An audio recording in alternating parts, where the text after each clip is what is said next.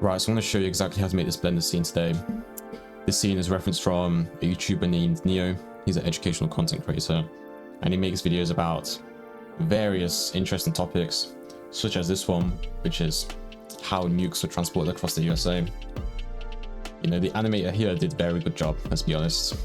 It's a nice scene, it's a well put together video, and it's very interesting to watch. And so I want to teach you how you can make the same type of video using Blender, because frankly it's so easy. You just have to put your mind to it and just do it. And like all of these, and the reason this looks good, it's not because you're shit, you just didn't put the time in. That is literally the only reason. And then there's a few little tips and tricks I can tell you, and you're just gonna know how to do this. And it doesn't have to be perfect. People aren't gonna watch this and be like, oh, your lighting's off. They're only watching it so they can feed the monkey brain. Right, so starting off, I'm gonna get a snipping tool, and I'm gonna just start snipping parts of the video out. I'm going to put those images into a software called PureF like this. Basically, this is a good software for laying out your references, so you can just look over them, and it overlays any other software. You can download it on Google, just type in PureF, download it for Windows and Mac. It's quite easy. And then I'm gonna get started. So first up, I'm gonna find a Bearcat. This one I found on Sketchfab. Just download it. We're going to use this our scale reference. Just use the original format. I find that the easiest, FBX. Drag it in and then import it. Boom, here we go. I'm going to just overlay an empty on top. So we're going to use that as our pinpoint, so we can move the entire truck and then parent anything to the empty object. Like so. So when you move the empty, the truck moves as well. I'm going to parent the wheels to the truck as well. So you can see our textures I've not loaded in. Is because for some reason the shader has a PNG format of it, and they gave us JPEG. So we just need to replace those. You know, import the JPEG versions and then just manually replace each texture from the shader, image shader, like I do here. And then this is where you just get a nice texture. I'm just doing it for the windows right here. Quite easy. Here we go. I'm going to just adjust the sum, just so the colors look better and it looks like a desert theme, like in the references. Adding a plane, I'm going to use this as our road. I also adjust the brightness a little bit because it's been overexposed. Alright, there we go. So I use a software called Blender Kit. It's an free add-on for Blender. It has loads of models and materials. Here I'm trying to find a road material.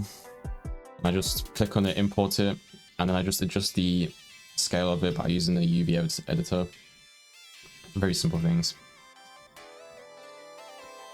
Like so. And then we just align the car. Align the road to the car. Make sure it has the right proportions. That's a very important detail, is getting the right proportions so everything looks good.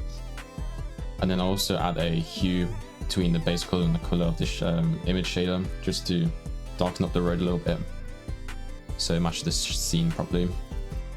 And we always want to be looking back at our reference images, making sure they match and look similar. Then we're going to add an array modifier to the road. Make sure it's going the right way, and then just do it like 100 times. Then we're going to look for a sky texture, HDRI actually. Just use any of these free websites like Polyhaven. Again, we're trying to match the reference images in our references. Just look through any of the HDRIs and just find one that looks similar. I like these ones without the land and the out at sea. They're much easier to, they're much cleaner. They only have the sky and no buildings, no shit. So we're gonna do 4K EXR and download that. There we go. Just open the world editor and import it as an environment texture. Just find it in your downloads and import it. There we go. Plug it into the color, and you already see it's made a nice difference to our world. But it's a bit dark, so what I'm going to do is add a math node and set it to power. and then plug in the color to the power and then to the strength. And then you can just adjust the exponent to your liking, and you can already see the wall texture looks a lot better and cleaner. I usually like to overexpose it a little bit to get some nice shadows in, like so, and just keep tweaking it until it looks something real. Then I also like to adjust the exposure in the color management tab. That also further increases the look that we are going for in the references. So now I'm going to just thicken the road a little bit, just so that it looks a bit more realistic, and we can blend it into our landscape later on. And then also just bevel these edges so it looks much more real and there's no sharp corners that make it look fake. Then we're going to add our camera and adjust the resolution to 1080p, so 1920 by 1080 pixels, and then adjust our focal length to around 12 millimeters. That's what Neo looks like he's doing. And then we're also going to add an array modifier to just increase the road backwards. Do it like a couple times. So to make our landscape, I'm going to import a model from BlenderKit. I just typed in hills and just found the first rocky desert looking like hill and downloaded that. And then I'm going to just position it to the side of the road. And so I'm going to decimate this to reduce the poly count, so our scene renders a lot quicker. Just use a decimate modifier and unsubdivide about 2 or 4 times. That should be enough.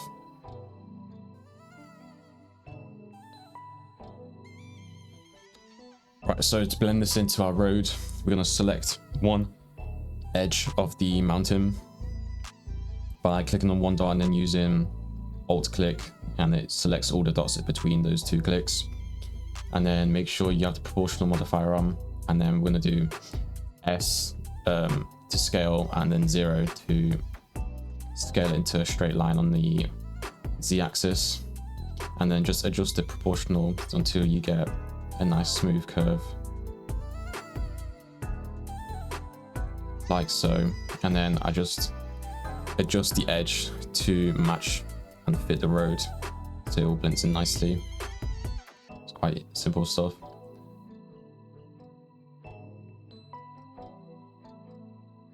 And then you can see here you can't see very far, so you just need to adjust the end distance on your camera so you can see further. I'm going to just scale down this hill as well, just so it matches the reference. And then we're going to look for a sand texture. I just type in sand and pick the very first one. It looks good. Nice sand texture. Nothing too special.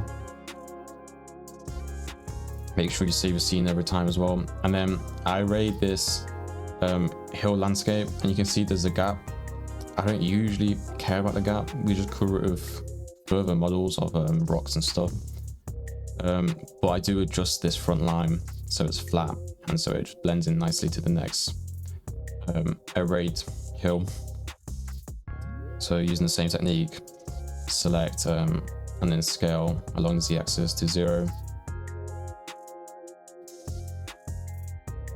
And now I'm going to just start adding cliffs and different types of rocks into my scene and start blending it together, so we create a nice library of assets in the scene and everything looks uniform and looks like it's part of nature. Just import the models, scale them up, make sure they are not inverted or on the minus scale because the colors will look off. And then I just simply go about importing more models and just sticking them together. And also make sure you adjust your sand material like so. Just scale it down, and that's just going to increase your realism quite easily.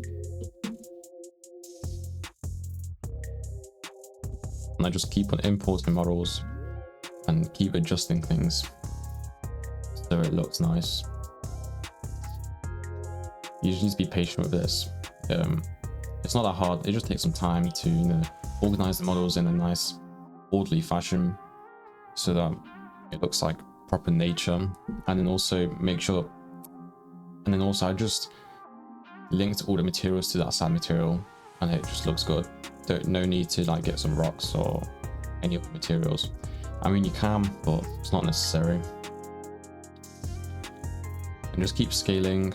Make sure you decimate the models as well, because it's going to have fairly high poly count in the millions, and you want to be ideally like between 1,000 to maybe 50,000 vertices in one model. Otherwise your scene just bogs down too much and the render's going to take like 10 hours to render.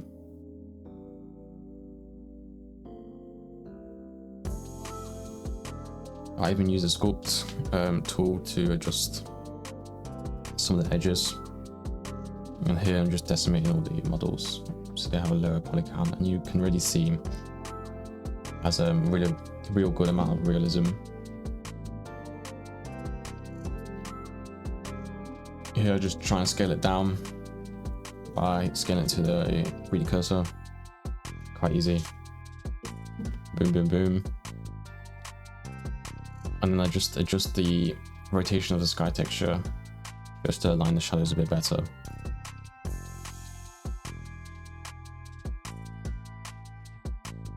Anyways, now I just select all of the hills and rocks, and I just apply the geometry and then join them all together so we have one mesh, and then just use the array modifier to array it on the line. And as you can see, I've blended in the two edges with the rocks and you can't even see it now. So the next step we're going to do is we're going to find some foliage. So I use the foliage from the biome reader. It's free add-on for Blender. They give you a free amount of foliage, such as this bush. Just import the bush, scale it, you know, just find your other assets. So here's the ones I'm going to use.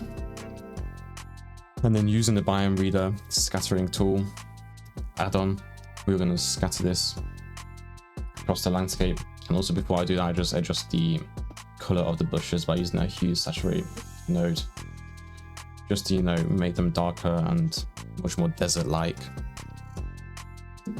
So using the scatter tool, I select the hills as my emitter, and then I select my bushes and then scatter the object.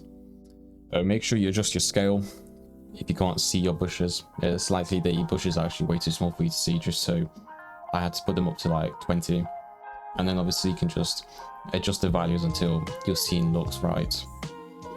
So here I've increased the density and it looks quite nice. So I just do this for each plant, you know, scatter them, adjust the scale, density, etc, etc, and we build a nice scene with foliage that looks realistic. You want to make sure you use low poly bushes as well, because it's going to bog down your scene a lot as there's so much polygons.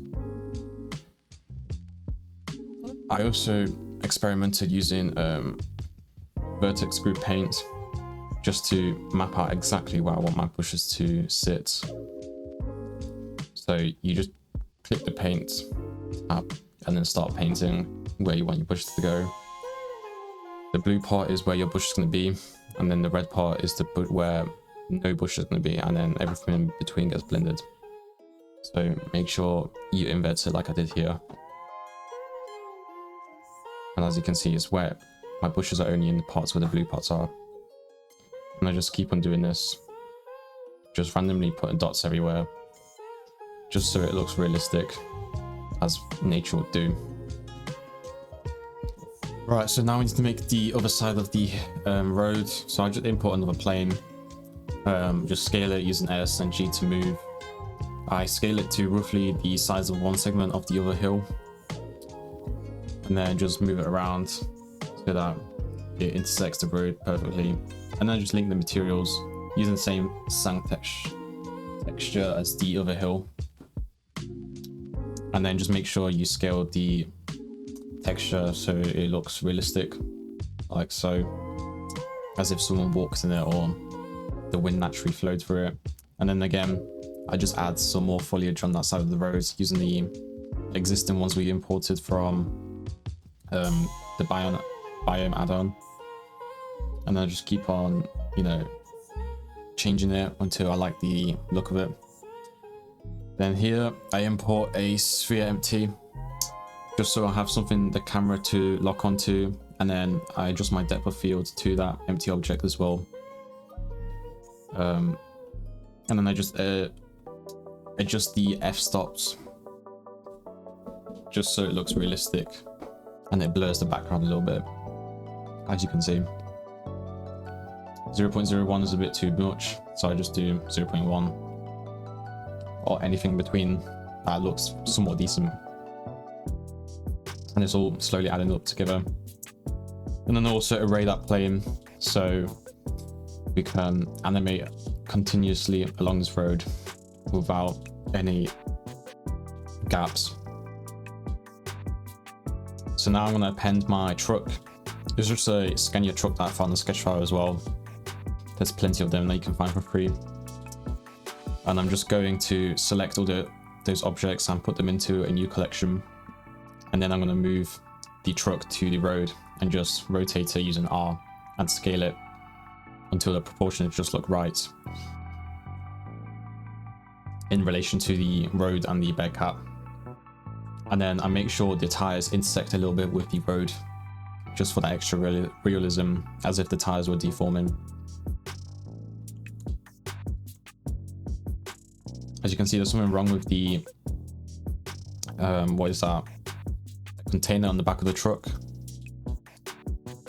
It's a bit black, so what I'm going to do is just start removing those bits in the back, start deleting them, because we don't need that. We're going to recreate the one that Neo has in his video. Looks like some sort of nuclear container. I'm going to select the entire truck, and I'm going to press forward dash to just focus on this part of the truck so it's easier to delete things, and then model the container. So I just kept on deleting all these little bits and bobs that we don't need.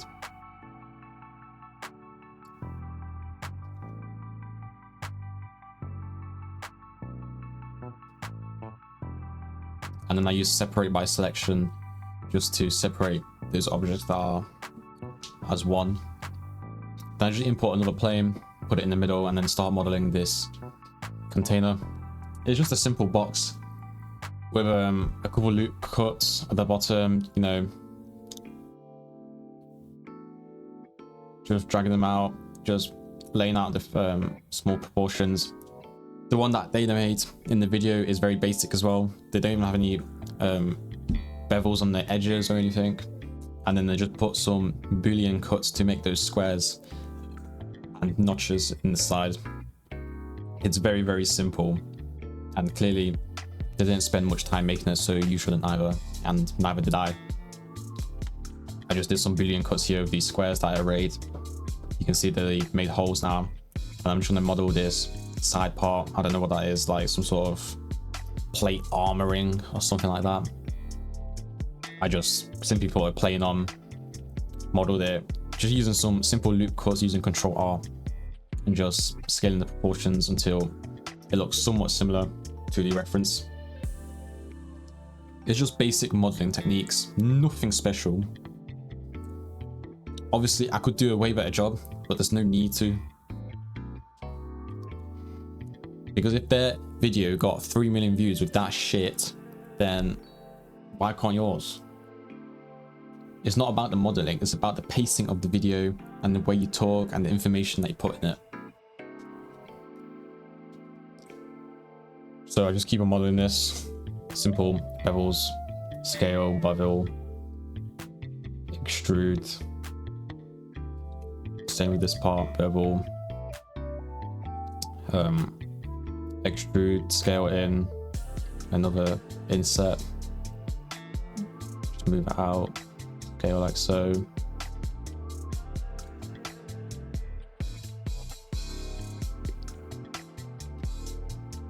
Skipped through some of this part because it gets boring. Maybe I'll do another video to show you how that's made more in depth. This video is only to just show you the basics of making the scene and how I've made it myself. Within like 4 hours, this took me all to make and animate so quick. And there we go, there's our truck. It's looking a lot better now. For some reason, my container moved, but here I am adding in another empty just around the truck. So I parent the truck to the empty and then the container to the empty. So whenever I move the empty, it's a lot easier to animate than having to select all of the truck and trying to move it. And it's a lot easier to keyframe one item than several items. And then here I just adjust the spacing of the container and its wheels at the back. Nothing special. So here I am just joining the axles together of both wheels on both sides just to be one, so it's easier to animate again, like so. Just by using Ctrl J to join. See again for the back wheels as well. And then here I am going to select a point in the middle and then put my 3D cursor to it and then origin to 3D cursor of that object. So then the wheel spins around that origin and it looks smooth. And then the back wheels, I just have to separate them by selecting in wireframe mode and using P to separate by selection. Here I am using a transformation constraint just so when I move the empty object, the wheels spin. You just need to mess around with the settings a little bit. Just copy mine if you want to. It was quite hard to figure out how this works, but basically we're mapping the location of the empty to the rotation of the wheel. You just mess around with the numbers until somewhat at the same rate as you move in the empty object. And I select all of the other wheels and copy to selection so they all have the same constraint. Now it looks realistic. So I'm going to do the exact same thing to the trucks, the Bearcats. Again, copy to selection. Here you need to make sure your target is changed to the target of the Bearcat empty instead of the truck empty, otherwise it's not going to work. This is something that I spent a long time trying to figure out. And then I simply just copy and duplicate all of my Bearcats. You can use Shift D or even Alt D, depending if you want the models to be different or use the same object data.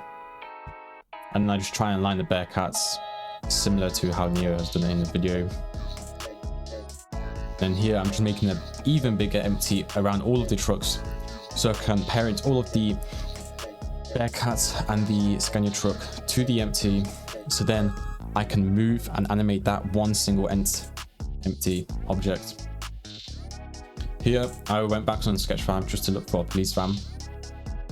Any police van will do. I tried to find some one that's similar to the Neo video.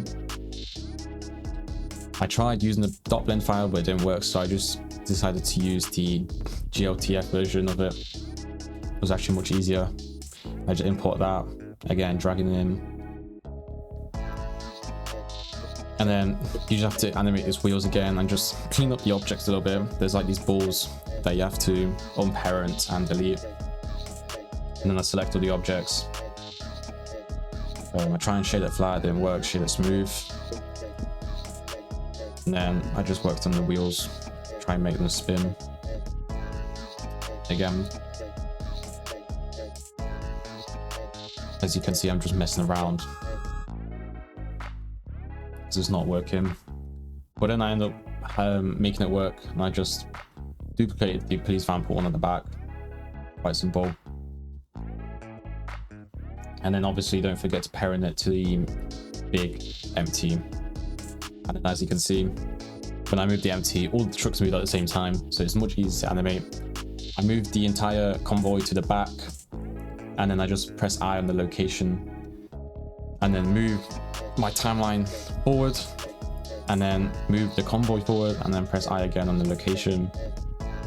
And that way, the convoy will be animated, moving in time.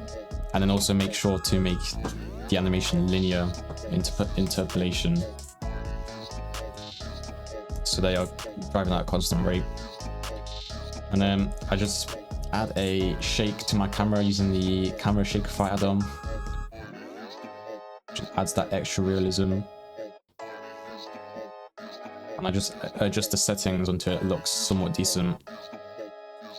And again, I just go back to the Neon video and rewatch it and just try and replicate what they have done.